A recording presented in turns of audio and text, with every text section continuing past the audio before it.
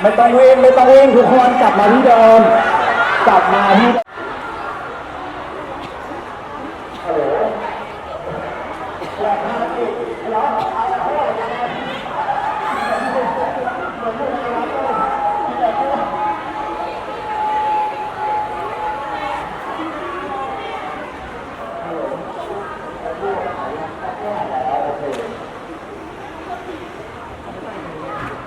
ทุกคน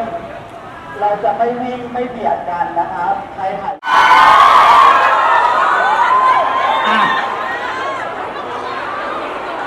ข้างหลังขอสูงจากข้างหน้าหน่อยจ้ะ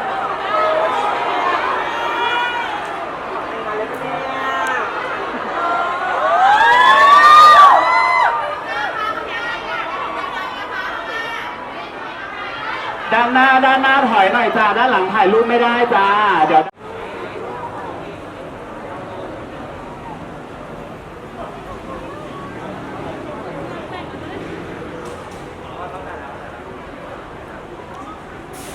ใช่จ้ะพี่อยู่ด้านหน้าครับอยากไปครับ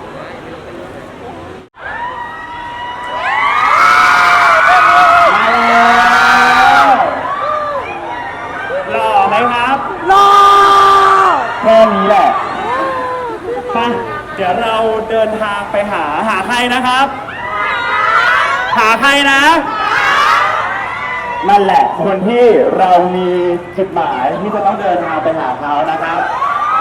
อย่าลืมห้ามเดินดังเข้ามานะขอแหวกทางนะครับขอแหวกทางนะครับไม่มาแหวกทางนะขอแหวกทางนะครับขอแหวกทางนะครับขอแหวกทางที่เราเดินขบวนนะครับ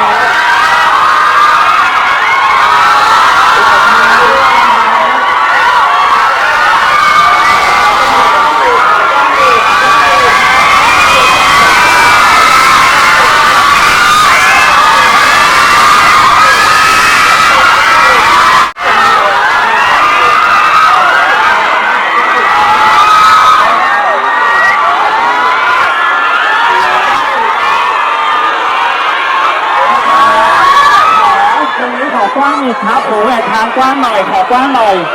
ขอกว้างหน่อยครับขอกว้างหน่อยขอกว้างหน่อยเดี๋ยวเก็บภาพมาฝากนะ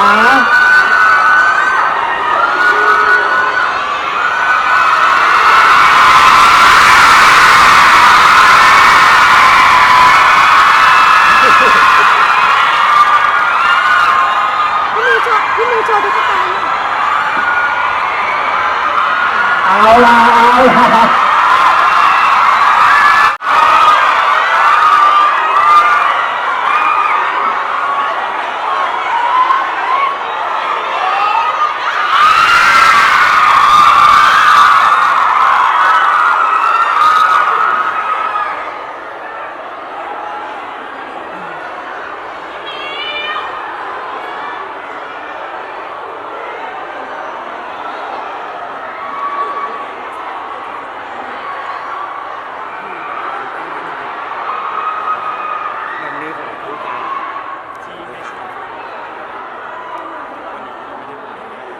ไม่ทันหรอ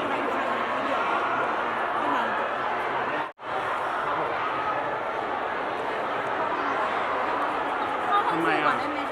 บนเวทีไม่พอ